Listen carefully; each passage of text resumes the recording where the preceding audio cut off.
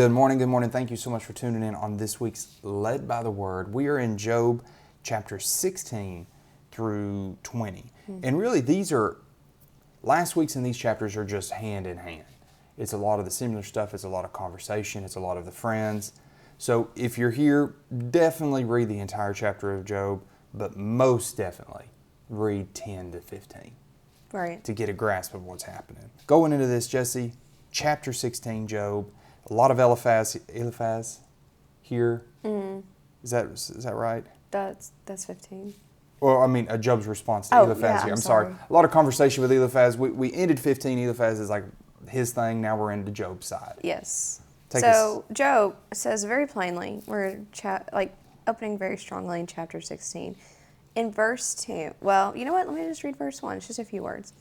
Then Job answered and said, I've heard many such things. Miserable comforts are ye all. And miserable comforts are ye all. Y'all have done the worst. Y'all are doing the least. Y'all are doing nothing to help me through this. In verse 4, he goes on to say, I also could speak as you do, if your soul were in my soul's stead. So that's KJV paraphrasing. Yeah, I could give you this worthless advice if you were in my shoes, which you're not. I could heap up words against you and shake my head at you. Said no. I mean, he really accurately describes this. I could heap up words against you. Is that not what they've been doing these past few chapters? Where they're like, Job, we thought about it and we looked at it and this is all your fault. And also you deserve it. Also your children deserve to die. Do you feel helped yet? Are you good? It's like, what is going on here? In verse 5, though, he says, but I would strengthen you with my mouth, and the moving of my lips should assuage your grief. So that word actually means to help build up. So he's saying, if I was in your shoes and you were in my shoes suffering, I could be like you, but I wouldn't. I would strengthen you with my words. And he's like, this is what I need. A true friend strengthens you in the horrible times, right? He even goes on to say in chapter 16, verse 20, my friends scorn me, but my eyes poureth out tears unto God. So he's still not cursing God, which is the enemy's number one plan, right? He's like, oh, he's going to curse you, God. Job's going to be no good once you take away all his blessings. So he does all this, and he's like, even though my friends are worthless and they're doing nothing for me, I'm just pouring out to God. This is where I'm at. And in chapter 17, he really kind of loses all hope. He's like, I don't have hope. I'm just, my friends forsook me. God took everything away from me, which we know he didn't. But Job doesn't see that. He really thinks he does. He think he's suffering and he has no hope and just feeling so hopeless. And even in verse 6, he says he was made a byword of the people. So have you ever met those insufferable people who are like, wow, way to be a Micah, or wow, that was such a Micah move? And it's like, why are you like this? But, it was like that, oh, you don't want to be a Job, or wow, that's such a Job thing, full of sorrow. He became like this almost mockery among his people. And, he was like one of the greatest guys. He had the most riches. He was up there high up and all of this, and he became very lowly. And he pours out his heart in these chapters, and he tells his friends exactly how to minister to himself, right? He's like, I need words of strength.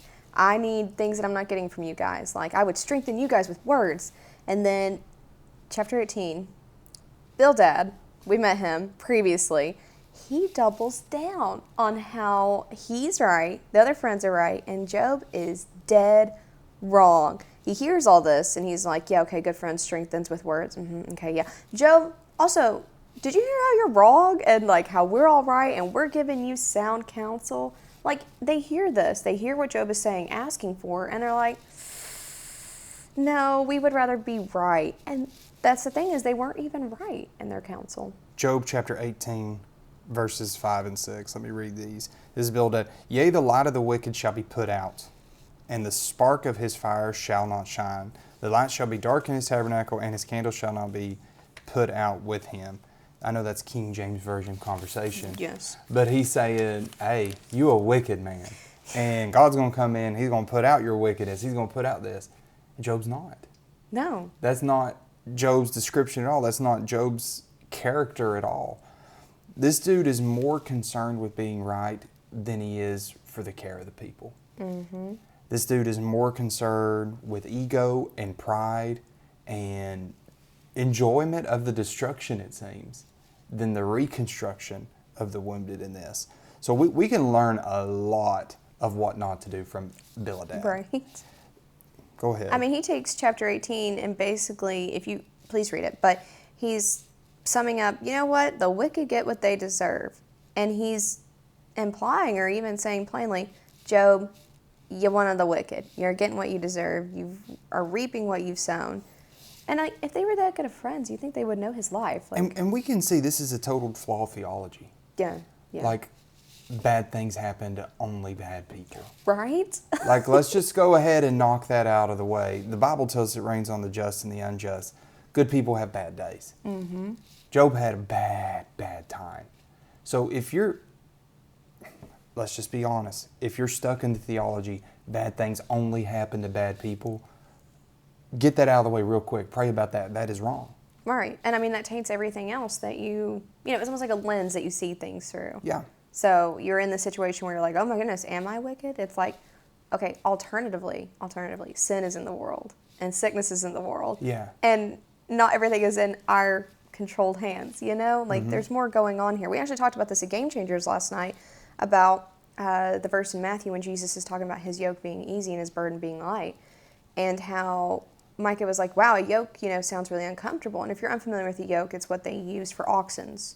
And normally they would be in pairs, and it was like a big thing that hung on their necks.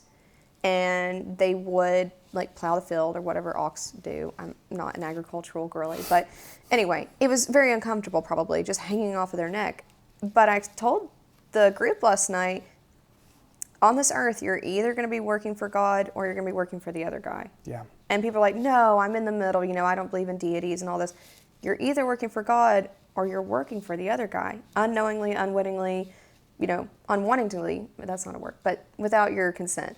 So if you're going to be doing work while you're here, and you are, you might as well choose the guy who has the light. His burden is light. So you're going to be in this, you're going to be facing trials. It would be so much easier to face them with God. I mean, if we're just looking at a logistic standpoint. So in chapter 19, Job pleads yet again with his friends, verses 21 through 22. Have pity upon me, O ye my friends, for the hand of God hath touched me. Why do you persecute me as God, and are not satisfied with my flesh? I don't really even feel like that needs paraphrasing from the KJV, but he's literally saying, please stop persecuting me with your false accusations. Help me. Like, I'm already facing so many horrible things. Why are you piling on? That is super, super unhelpful. Like, just at least pity me. Pitying is like the least you could do. Mm-hmm. But in chapter 20, Zophar comes back. And his reply to this, he hears Job say this, and he's like, but have you heard how the wicked will perish? And it's like, Zophar, are you deaf? Like, did you not just hear this man ask for pity and help? And honestly, I've read Job a few times. I didn't realize all the back and forth that he and his friends go through in all of this, where he's kind of trying to plead his own case or just ask for help, and they're like, no, you're wicked.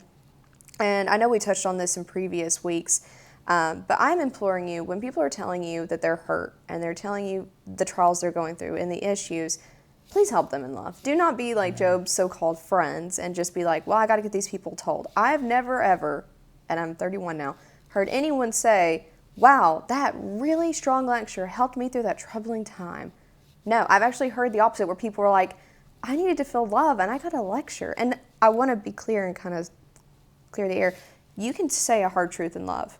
Sometimes that is love. Is someone needs to hear the hard truth of, friend, you've gotten yourself into this situation.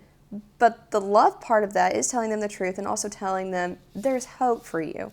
If you relinquish the sin completely, quit compromising your walk with God, you can live in these amazing benefits, and you can live a flourished life, not financially necessarily, but just spiritually above all things. And there's love in that versus getting in their face and giving them a lecture about, well, you backslid, or you fell back into this sin, or you weren't fully delivered, and this is where it got you. Okay, that could be a truth, but it's not said in love. And this isn't even what Job's friends are doing. They're not speaking in love or truth. There's no hard truths. There's just accusations and meanness. In chapter 20, verse 5, the triumphing of the wicked is short, and the joy of the hypocrite but for a moment. These aren't the words. No. This isn't the answer. And we can see this, and we can see a direct way of not to approach, not to treat God's people, not to treat our brothers and sisters in Christ. I would like to encourage you in prayer when opening your mouth to talk to people. Job talking about how if you were in pain, I would want the words I say to bring you strength, bring you encouragement. He said it in his ways, but this is what we're interpreting here, and this is what we're reading here. Pray and say, God, give me wisdom. Solomon sought God, and he said, God, I want wisdom. God gave him wisdom and so much more. If you seek God for the wisdom to help his people, the wisdom to help the hurting, the wisdom to help those that are going through situations, you know God's going to be there to give you exactly what you need. Right. Because God is limitless, God is powerful, God can do anything. But something that you can do is be there in the flesh. Yes. And you can be the light of Christ in the flesh. So God can talk to me. And God can speak to my spirit. I'm not saying like on a daily thing, but he can if he wanted to. But what God else can do is, we got Zach here behind the camera. God can use Zach to give me wisdom, give me a Bible verse, send a text at the exact right moment when I'm hurting. God can use people to do some things that are extremely helpful, instant, the right season, the right timing. And Zophar, Bildad, and I got the other gentleman's name. Eliphaz. Yeah. That was what I always had issues with anyways. Those three guys, they weren't fitting into the call. No. They weren't fitting into the purpose. Stuff that we're reading in here, we see that they're not. Something that's not. I think that they're getting away from Job, and they're gathering there and being like, blah, blah, blah, blah, blah, blah, blah. I think these guys are gossipers. I think these guys are enjoying demise.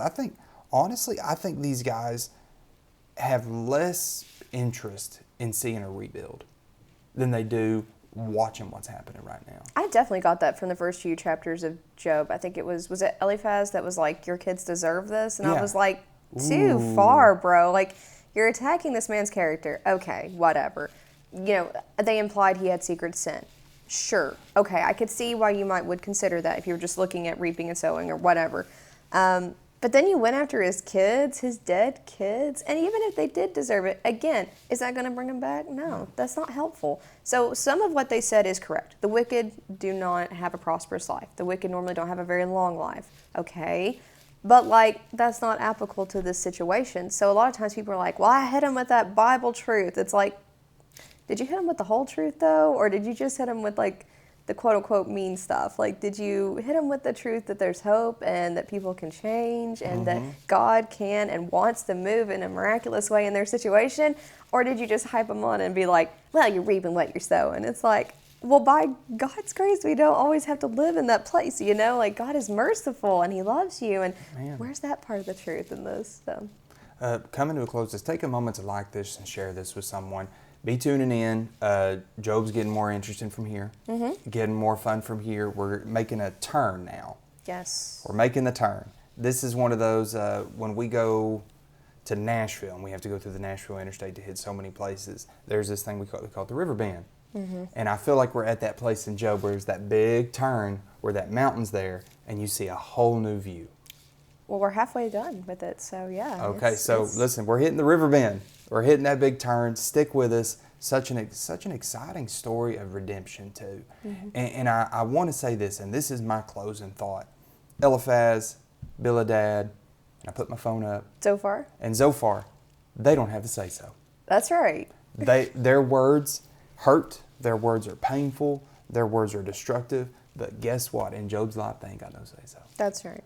And Job, the tough thing is, Job said, God, God's done this to me. I'm going through this pain. But Job did refuse their words. I want to encourage you, if people are telling you lies about yourself, refuse those things. Yes. That's not who you are. You were created and designed specifically from a deity that loves you. And he has a plan. He has a purpose. He has a design for you. So back up, go to prayer and say, God, I see these people are saying these things, but these things aren't true. These things aren't your will. These things aren't biblical. Amen. And say, if they don't line up with the Bible, refuse those things. Because you've already been given the light and the truth and the path. Walk in that way, no matter how you're treated, and understand he has the final say-so. And this is going to sound crazy, but you would much rather him have the final say-so than people. Oh, goodness, yes. The blessings come from him. People is just a lot of words sometimes. Yes. The healing comes from him. People are just a lot of talk, as we see with these guys. So be glad that these men don't have the say-so. Even the ones that sometimes talk good, be glad they don't have the final say-so. My God has the final say-so. That's right. Thank you so much for tuning in. God bless you. God bless you.